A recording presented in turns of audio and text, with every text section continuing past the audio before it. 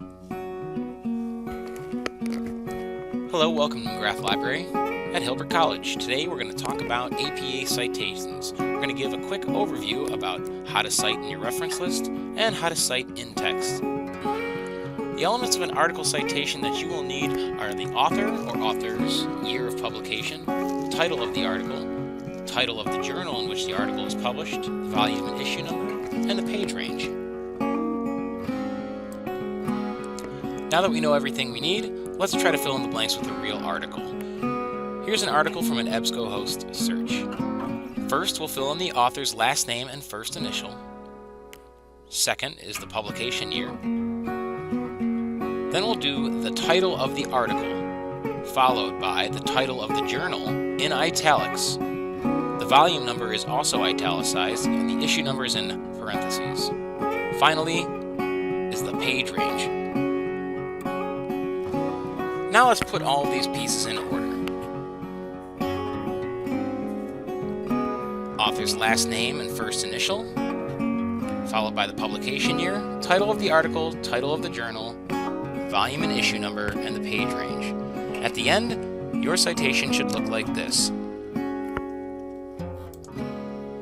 You will use a hanging indent for each citation, and on top of that, be sure that all of the punctuation is correct. Specific punctuation matters, like the ampersands, the periods, and the commas, along with the italicization of the journal and the journal volume number, in this case being 90. Now that you know how to do a reference list citation, let's talk about putting an in-text citation together. The three components you'll need are the author's last name, the year of publication, and the page numbers if applicable. So let's take this example from the last article that we just talked about. There are two ways to express the highlighted quote in your paper. One is directly quoting it using quotation marks, and two is paraphrasing, using your own language but citing the concepts. We're going to start with directly quoting it using quotation marks. There are two ways to set up a citation in the text. One is a signal phrase.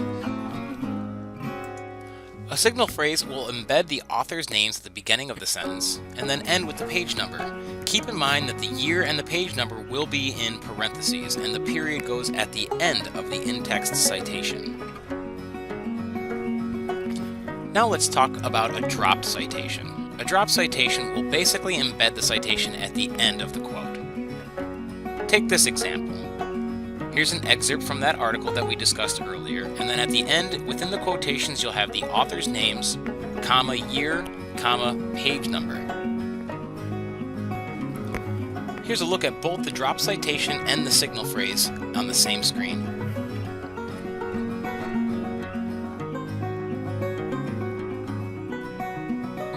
Now let's talk about paraphrasing. Paraphrasing is when you change the language of the citation, but you utilize the same ideas and concepts that the original author had. Take a look at this example. Here the language has been changed, and the quotation marks have been taken away. But you are still using the author's original ideas, therefore you must cite it. Here's an example of paraphrasing with a signal phrase.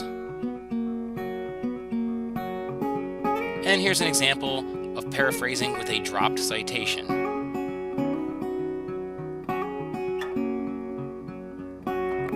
Occasionally, you'll find multiple sources that have the same concepts cited in their papers. If that happens, you are allowed to cite multiple sources using a paraphrase. The way to do that is by using the author's names, comma, year, and then separate each source with a semicolon. Citing can be a confusing endeavor, so please, at any moment if you get confused, stop into McGrath Library and talk with one of our librarians. We are also available via email and phone. Thank you for watching.